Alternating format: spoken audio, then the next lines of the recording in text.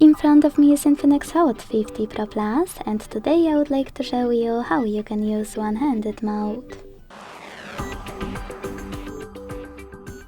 Begin by going into Tab menu and looking for one-handed shortcut. When you find it, click on it. As you can see, one-handed mode is on. Now to change placement of your shrink screen, use this icon of one-handed mode located on the left or on the right.